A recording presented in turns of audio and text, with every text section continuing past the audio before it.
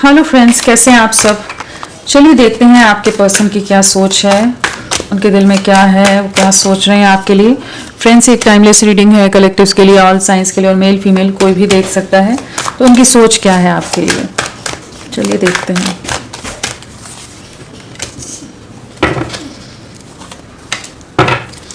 उनकी सोच क्या है आपके लिए, उनके दिल में क्या है करेंटली, उनके दिल में क्या चल रहा है आपके लिए, प्लीज गाइड।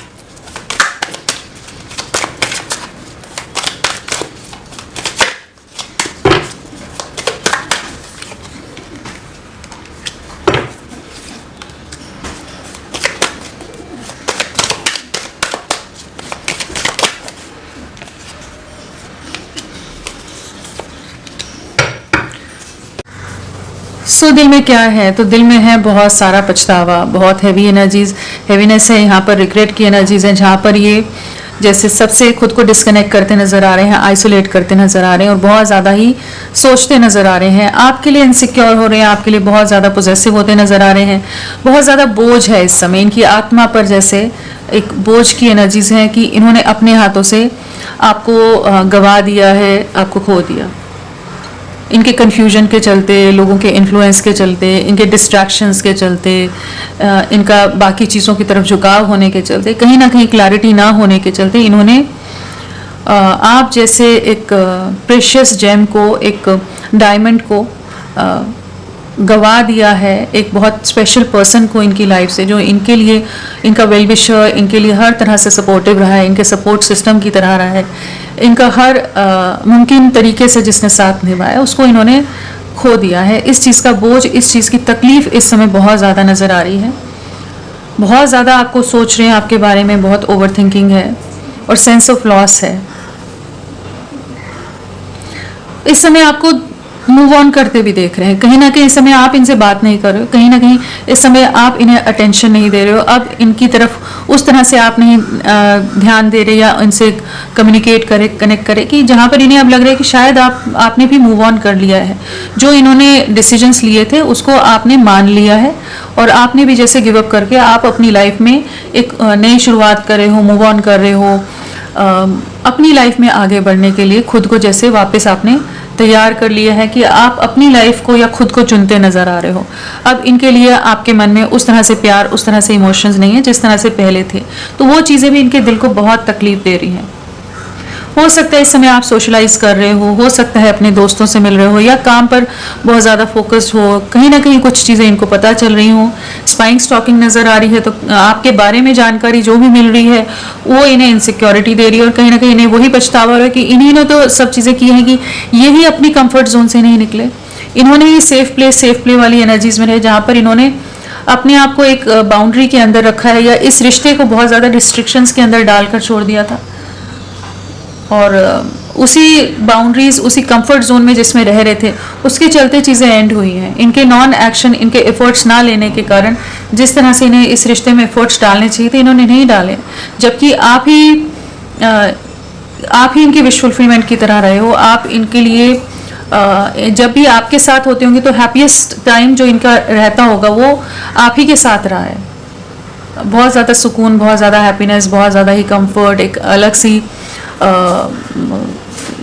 एक कंफर्ट आपके साथ महसूस करना, तो कहीं ना कहीं वो चीज़ों को इन्होंने अपने हाथों से ख़त्म किया है। इस चीज़ को इस समय महसूस कर पा रहे हैं कि इनका ये जो इमेज कॉन्शियस नेचर हो सकता है इनका, या सोसाइटी, दुनिया, लोग, समाज, या कुछ और चीज़ें, कि इनकी इमेज हर तरह से सेफ रहे, तो वो चीज़ों ने चीज़ें ख़राब कर दी हैं। और सेपरेशन है, बातचीत बंद है, अभी तक जो स्पेस लिया हुआ था, अभी तक जो ये डिस्टेंस लिया हुआ था इन्होंने, अभी तक जो इन्हें आपके साथ भविष्य नहीं दिख रहा था, या बहुत ज़्यादा बोझ लग रहा था, ये रिश्ता बहुत बर्डन फील कर रहे थे आपके साथ, आपको ओवर इमोशनल, ओवर सेंसिटिव करार दे रहे हों, आपको बहुत ही ज़्यादा क्लिंगी बोल रहे हों, या कि आप क्यों इतना ज़्यादा इन्हें परेशान कर रहे हो, चेज़ कर रहे हो। जो भी चीज़ें इन्होंने पास्ट में की हैं, अब उन्हीं चीज़ों का पछतावा है। जिस तरह से इन्होंने आपका दिल दुखाया है, जब जब आपने फ्यूचर की बात की होगी, भविष्य की बात की होगी, इन्होंने हर चीज़ को नकार दिया होगा कि किन बातों में पड़े होगा।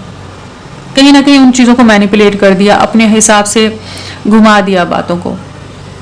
तो वो चीज़ें अभी इस समय इन्हें बर्डन दे रही हैं, जहाँ पर ये अब आपके साथ एक यूनियन में आना चाहते हैं, कंफर्ट जोन जो है उसको एंड करना चाहते हैं। जो ये रिश्ता तोड़कर आपसे दूरियां बना गए थे, तो वहाँ भी सुकून नहीं है। सिचुएशंस से मूव ऑन करते नज़र आ रहे हैं। बहुत ज़्यादा रेस्टलेस रह रहे हैं, बहुत ज़्यादा स्लीपलेस नाइट्स हैं, बहुत ही ज़्यादा डिप्रेशन, एंग्जाइटी, सफरिंग है। और इस चीज़ की भी सफरिंग है कि आप इनकी तरफ अब ध्यान नहीं दे रहे हो, आप बेफिक्री से जैसे अपनी लाइफ में आगे बढ़ रहे हो, तो वो चीज़ें भी इन्हें तकलीफ दे रही हैं। तो करेंटली तो ये रिग्रेट की एनर्जीज हैं, करेंटली ये बोझ में हैं, भ्रम से बाहर निकल रहे हैं। आपको मूव ऑन करते देखकर इन्हें काफ़ी ज़्यादा अब रिग्रेट हो रहा है।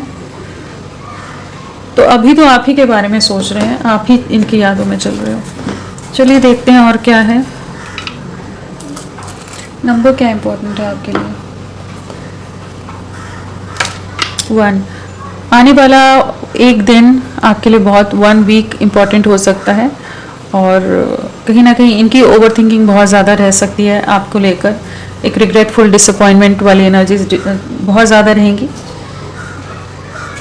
कहीं ना कहीं आपके साथ नई शुरुआत करना चाहेंगे। जो रोमांस, जो प्यार खत्म हो गया, मिस हो गया, उसे वापस से रीइग्नाइट करना चाहेंगे।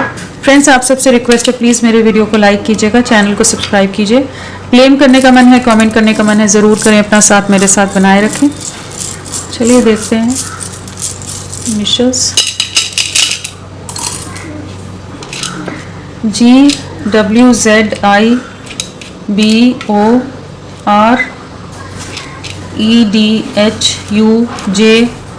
GWZIBOREDHUJSCY, ये सब इनिशियल्स आपके पर्सन के हो सकते हैं। चलिए थोड़ा और देखते हैं।